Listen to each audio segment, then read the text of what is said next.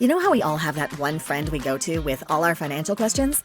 Well, meet Experian, your BFF, as in big financial friend.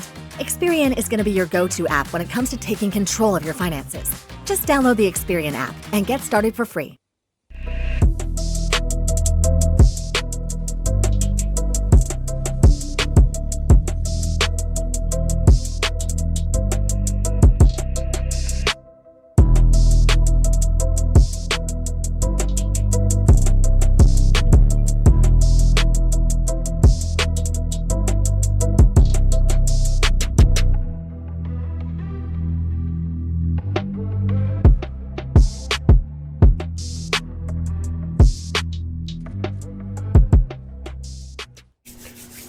Yo, what it do? SRT gang. It's your boy with the fat swaggy reacts, and we are back with another reaction video, man. And shouts out to Mr. Ballin. And yes, we are back with another reaction video, man. I know it's been a smooth couple days, you know what I'm saying, since your boy dropped something, but we here today, and we always here with a Mr. Ballin video, man. Today we're going to be checking out the disturbing story of the melting man.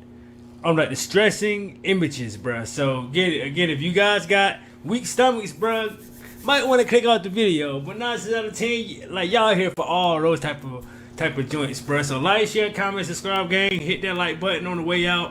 I'm on the road to 100K, bruh. I ain't finna hold y'all up, bruh. Let's get into the video. Shouts out to Mr. Ballin once again. Let's go, baby. One night in 1946, a Brazilian farmer was walking along this dirt path when suddenly he started feeling like he was being watched. And so he looked to his right and to his left into the trees of the rainforest on either side of him, but he couldn't see any animals or people. There was no movement. It was eerily quiet and dark. And so the farmer told himself that he was okay, just keep going, get home. And so as he's walking, he begins speeding up faster and faster because the anxiety is growing inside of him, because he can't shake this feeling that he's being watched. And so finally, when he's close enough to his village, he just starts running, fearing that whatever or whoever is watching him is going to jump out and grab him. And so he speeds to his house. He literally dives through an open window into his house. He shuts the window. He makes sure all the doors are locked. And he's standing there in his house. It's pitch black. And he's thinking, okay, I'm safe. But suddenly he realizes not only has this feeling not gone away, he still feels like he's being watched. But whoever or whatever is watching him, he knows without looking that they're right outside of his house, outside the window to his left. And when he turned to look, he was right. What happened next would prompt a full-scale military investigation into a subject that can only be classified as paranormal. But before we get into that story, if you're a fan of the strange, dark, and mysterious delivered in story format, then you've come to the right place, because that's all we do, and we upload once a week. So, if that's of interest to you, please figure out which book the like button is reading currently, and when they're about halfway done with it, spoil the ending. Also, please subscribe to our channel and turn on all notifications so you don't miss any of our weekly uploads. Okay, let's get into. On March 4th, 1946, nearly every resident of a rural Brazilian town called Araçariguama packed up a few days worth of food and drink and headed south to the nearest big city to celebrate the Festival of Carnival. This festival is an opportunity for folks to cut loose and eat good food right before most of them go into a religious fasting period. One resident who opted not to join the fun at this festival was a 44-year-old man named João Prestige Filho. João was a farmer, he had 5 kids, he was a very quiet guy, and he did not enjoy things like the Festival for Carnival. The crowds and the noise made him anxious, and he really hated dancing, which there was a lot of at these festivals. Instead, João would rather spend his spare time out in nature. And so, when João's friends and family and everybody else disappeared to head off to this festival, João did just that. He and his best friend packed up João's horse and cart, and they traveled across the dirt roads through the woods to the nearby Tietê River, where they spent the day fishing for catfish. And as Joao stood on the rocks casting out his line, he listened to the birds sing and the parrots swooping by. It was beautiful and sunny out. I mean, this was a perfect day for Joao. As sunset drew near though, both Joao and his best friend knew that while the rainforest they were in was beautiful during the day, at night it could become quite hazardous with the animals that come out at night, and so they knew they needed to leave. And so they packed up all the fish they caught back into Joao's cart, and then the two of them hopped onto the cart and began making the journey back towards the town of Araçariguama. When the pair got to a split in the road, Joao's best friend hopped off the cart and walked on foot down one path because his house was actually just outside of the town, and Joao, still in his cart with his horse, said bye to his friend and went the other direction.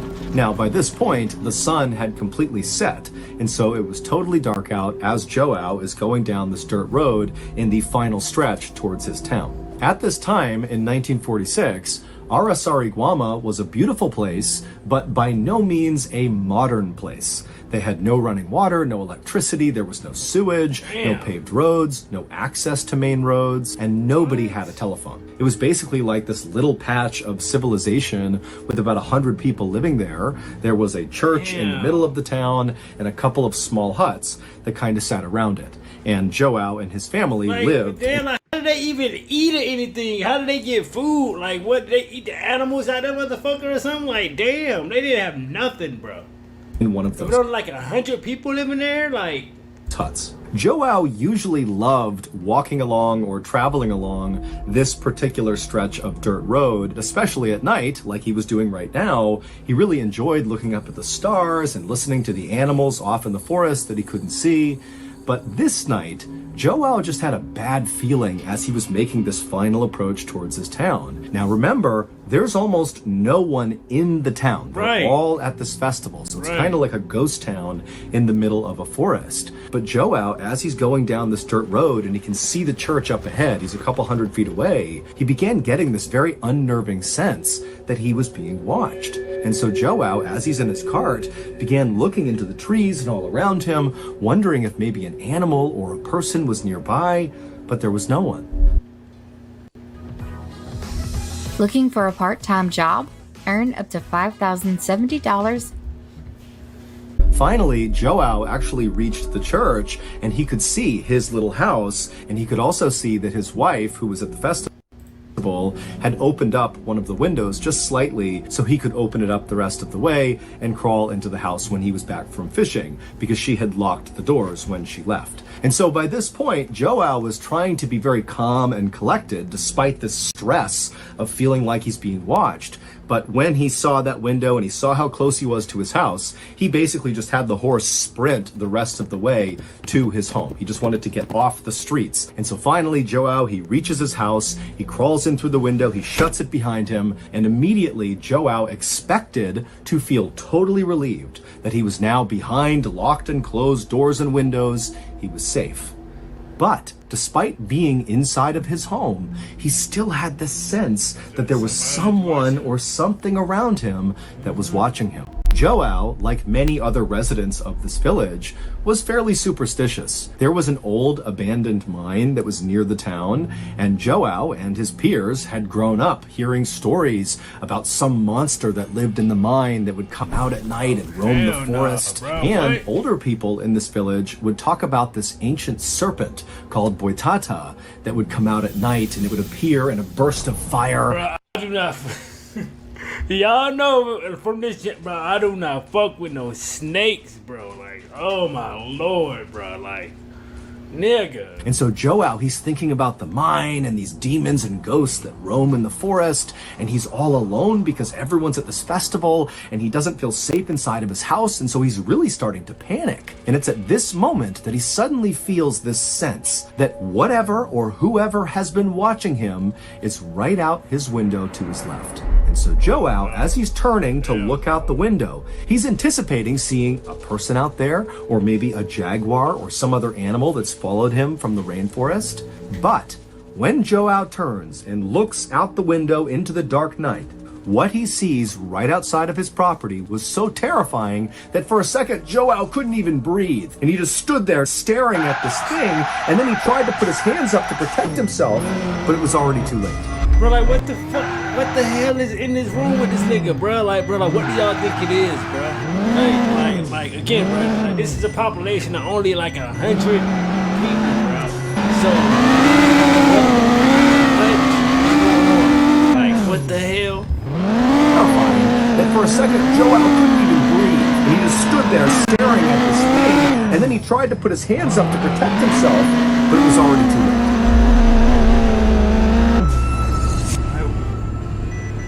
If you've made it this far into today's story, then I think it's safe to assume that you enjoy my style of storytelling, which boils down to true, strange, dark, and mysterious tales with a big plot twist or reveal at the end. And if I'm right in thinking that, then I have a surprise for you. In addition to the hundreds of stories you can listen to right here on this YouTube channel, you can also find over 100 other stories on our podcast, many of which are not on YouTube. And I know a lot of y'all want me to do those videos, bro. And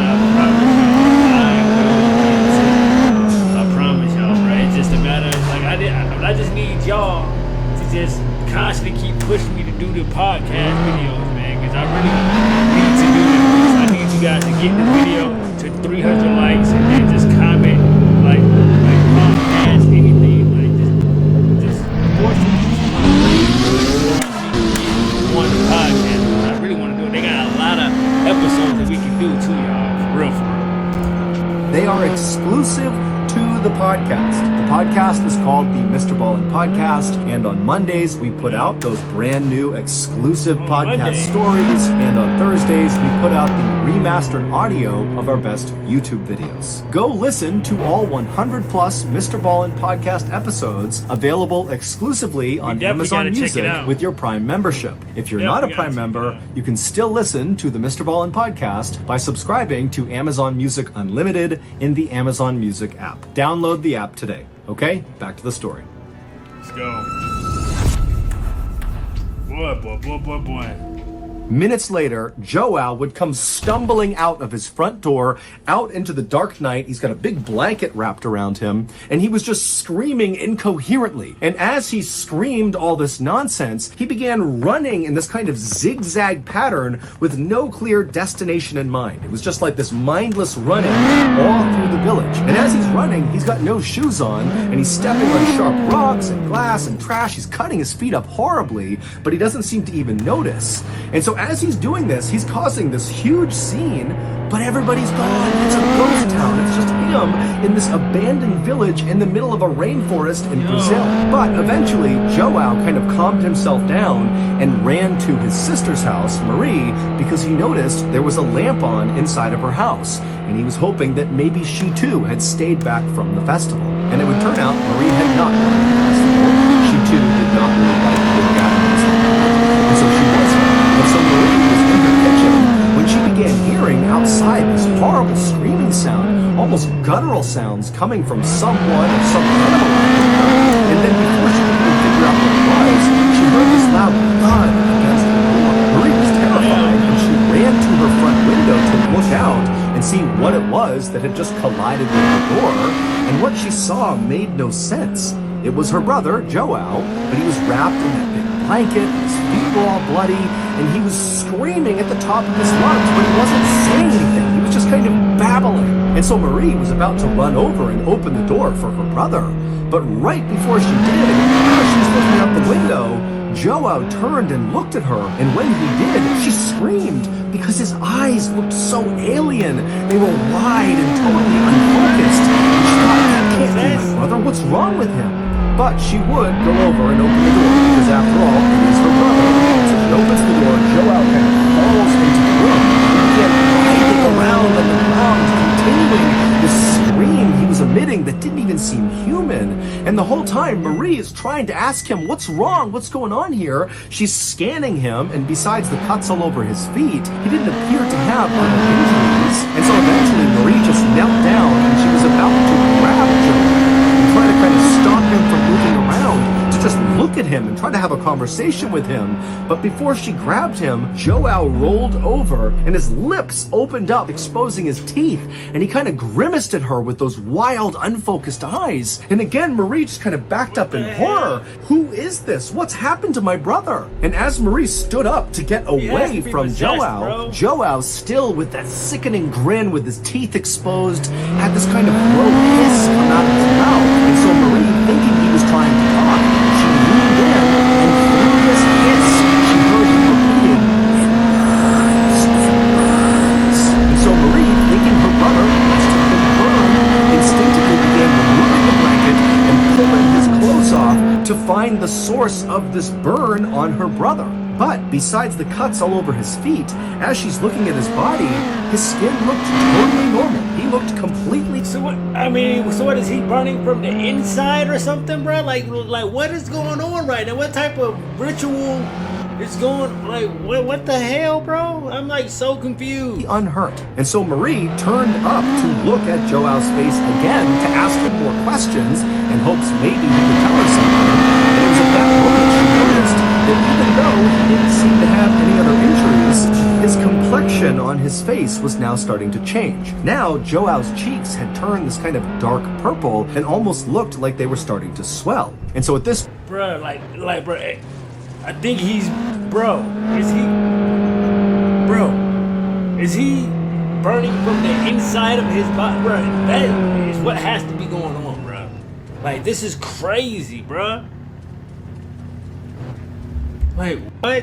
Had turned this kind of dark purple and almost looked like they were starting to swell. And so at this point, Marie knew, okay, I can't handle this. I don't know what's going on here. And so she would stand up and just kind of back away from Joao, who's still got that grimace with his teeth exposed and his purple cheeks. He's staring up at Marie.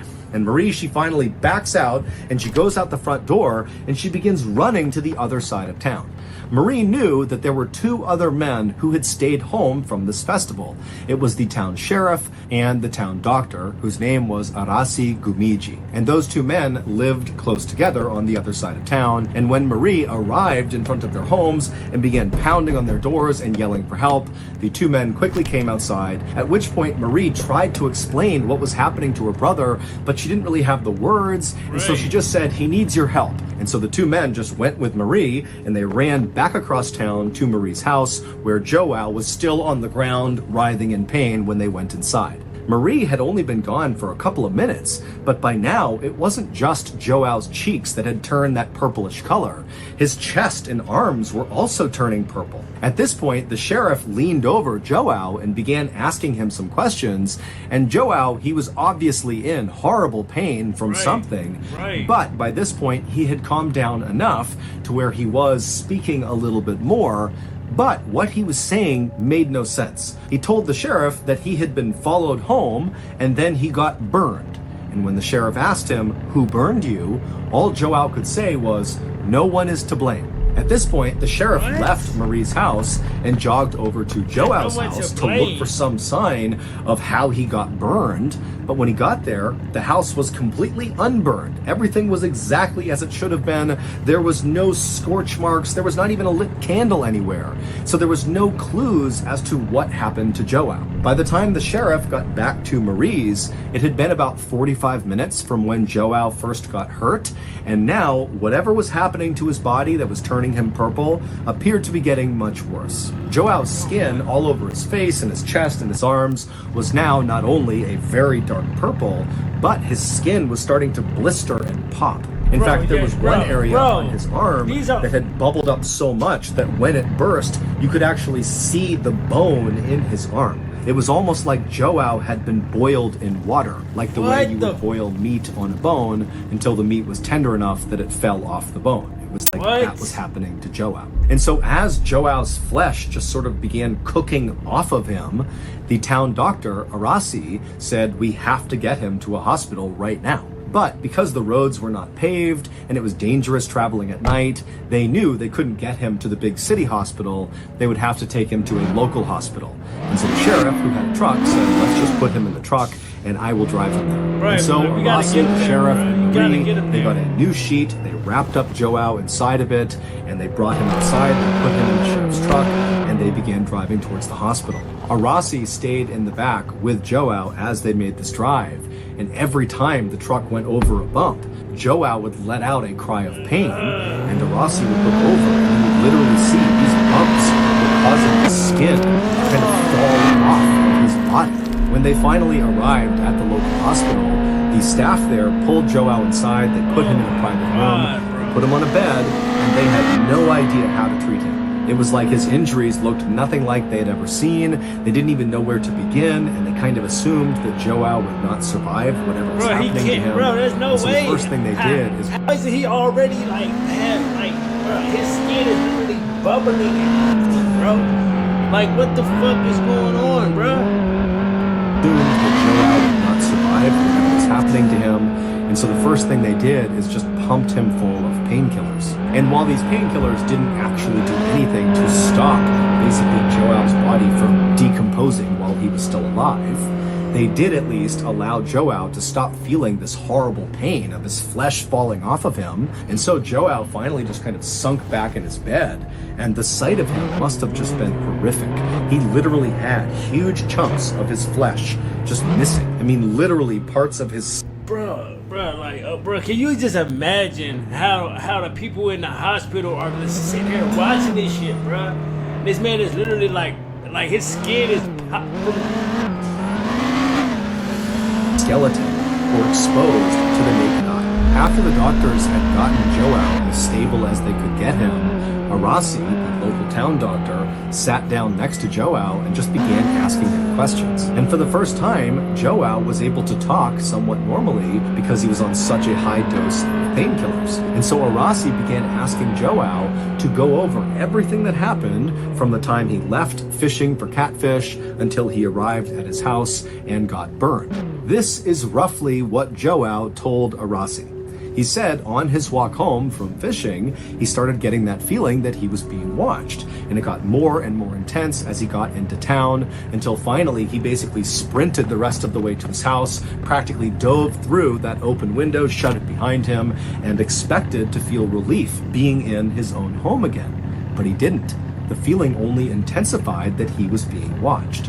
At some point, he got that sense that whoever or whatever was watching him was to his left, out the window, out into his yard.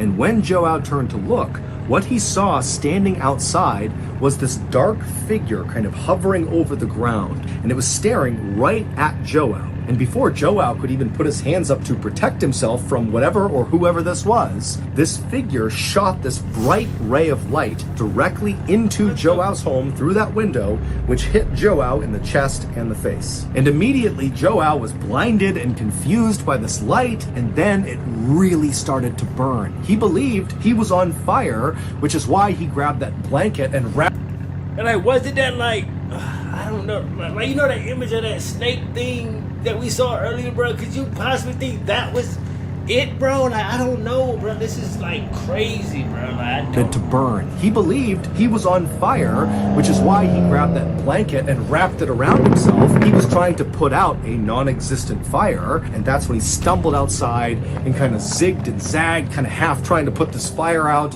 until he arrived at Marie's house. But when he got there, that sensation of feeling like he was on fire didn't go away. It just got worse and worse and worse, and then his skin began falling off. When Arasi asked Joao, who do you think did this to you? Who do you think that figure was? And Joao, bulging eyes, would sit forward and say to Arasi, it wasn't of this world. And as Joao said this, a chunk from his cheek fell off, exposing his jaw and teeth. And as this happened, Joao asked one of the nurses for a water.